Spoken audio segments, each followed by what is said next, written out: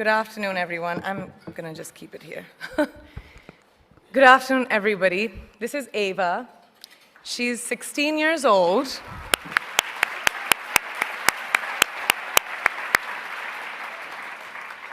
An age where girls should be enjoying their innocence and joys of their youth. But she, at such a tender age, understands the importance of being a voice for her peers, an advocate for young girls and women around the world who may not have the opportunities that us sitting over here have. So receiving this honor from a hero like her makes this so much more exceptional. So thank you.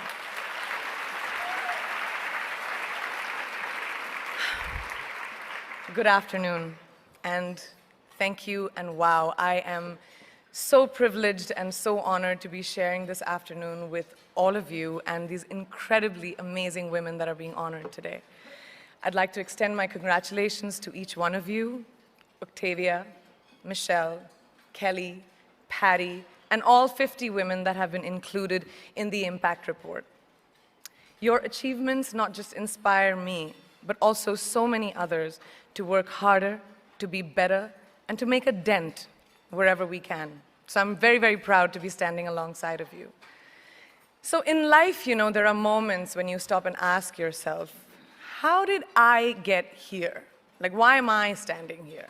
Well, this is definitely one of those moments for me. And I find myself going back to the beginning, back to my roots. I was born to incredible parents, amazing parents who served as doctors in the Indian Army. I was the firstborn, and as far back as I can remember, I made my parents very proud and happy 99% of the time. Okay, slight exaggerations of personal achievements are allowed from time to time, don't you think? My brother was born a few years later, and even then, nothing changed for me. We were both given equal opportunities, and I want to emphasize this. I want to really emphasize this for you because I don't think a lot of people might understand that being equal might seem very normal, but where I come from, India, and a lot of developing countries around the world, more often than not, this is an exception. It's actually a privilege. My first experience of the glaring disparity between boys and girls came at a very, very young age. I grew up in a middle-class family with extremely philanthropic parents who constantly reminded me and my brother how lucky we were and how giving back to those who were less fortunate was not a choice, it was a way of life. Simple. I was 7 or 8 years old when my parents started taking me on these visits in a traveling clinic to developing communities around and villages around the city that we lived in called Bareilly. We were packed into this ambulance, and my parents would provide free medical care to people who couldn't afford it. My job at the age of 8 was assistant pharmacist. So I would count all the medicines, put them in an envelope, and give it out to patients, and I really took my job very seriously, very seriously.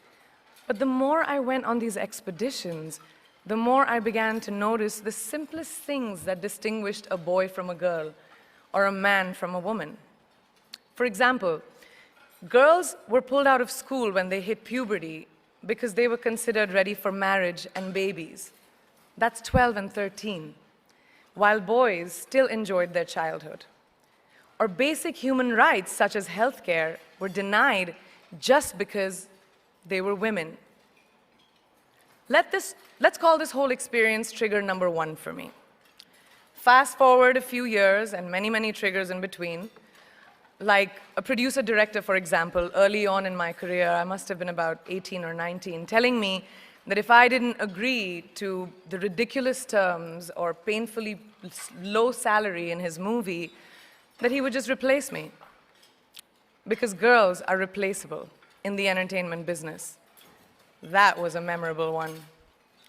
Made me decide to make myself irreplaceable. But I think what really moved the needle for me and ultimately led me to create the Priyanka Chopra Foundation for Health and Education, and around the same time partner with UNICEF, was an encounter with my housekeeper's daughter. About 12 years ago, I came home from set early one day, and she was sitting in my library reading a book. And she must have been 8 or 9 years old, and I knew she loved reading. So I asked her, I was like, it's a weekday, why aren't you in school? And she said, oh, I don't go to school anymore. So I went and asked her mother, and I said, why isn't she in school? And her mom said that her family couldn't afford to send her and her brothers to school, so they chose the boys. The reason, she would eventually get married and it would be a waste of money. I was completely blown, and it shook me to my core. Eventually, I decided to cover the cost of her education so that she could continue to learn, because education is a basic human right.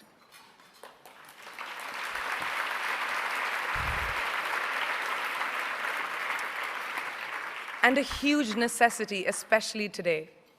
From that point on, I was determined to make a difference in as many children's lives as I could, in whatever big or small way that I could contribute. There's a really, really beautiful quote that I read recently, and I think it's absolutely appropriate to explain what I'm trying to say today. The hand that rocks the cradle, the procreator, the mother of tomorrow, a woman shapes the destiny of civilization. Such is the tragic irony of fate that a beautiful creation such as a girl child is today one of the gravest concerns facing humanity. Girls have the power to change the world. It is a fact, and yet today, girls are more likely than boys never to set foot in a classroom, despite of all the efforts and progress made over the last 2 decades. I'm just going to give you a stat, more than 15 million girls of primary school age will never learn how to read or write, compared to 10 million boys. Primary school, it's the beginning of our future. Over the last 11 years, I have witnessed firsthand the incredible work that UNICEF does for children around the world, especially victims and survivors of child marriage, displacement, war, sexual violence. But there is still so much work to do.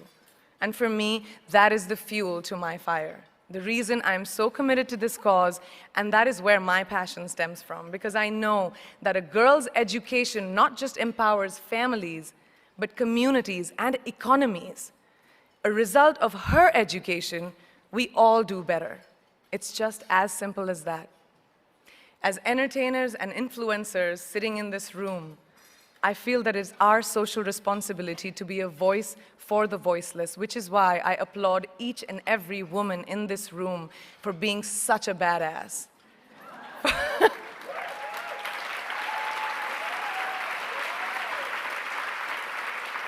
For using your platform and your voice to contribute to change, and for ensuring that there is not even one lost generation as long as we are alive.